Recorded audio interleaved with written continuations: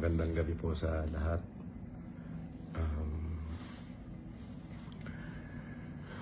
Kalalaya ko lang po pansamantala.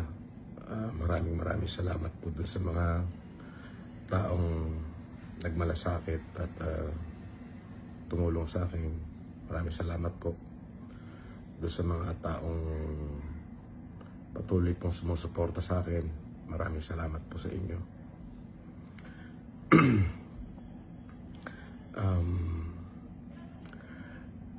Medyo masakit lamang po yung pangyayari.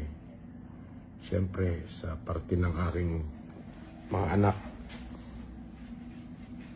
ay talaga pong masakit nga naman po na sa ganong kababaw po lang na kaso, ako po ay para pong nahatulan na isang kriminal. Ako po ay may pagkakamali, maaari, at tama naman po yung ginawa nila na ako ay hulihin, sapagkat yun naman po ay bahagi ng kanilang trabaho. Ngunit po yung ako naman po ay ipinahiya nila na para bagang tinalupan na ho nila ako ng buhay. Opo, ay sobrang sakit po.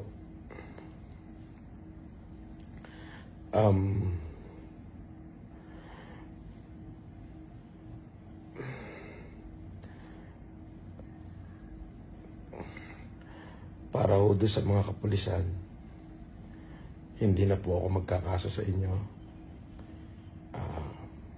Pinagpapasa Diyos ko na lang ho. Maaaring kayo po ay sumusunod lamang. At dun sa PNP, kung ako po ay nakagawa ng pagkakamali dahil po dyan sa kumalat na litrato ng pagsusuot ng kung saan ako po ay nakasuot ng police uniform, humingi rin ho ako ng kapatawaran sa inyo kung sa tingin nyo po ay kalabisan at kawalang paggalang yung aking nagawa.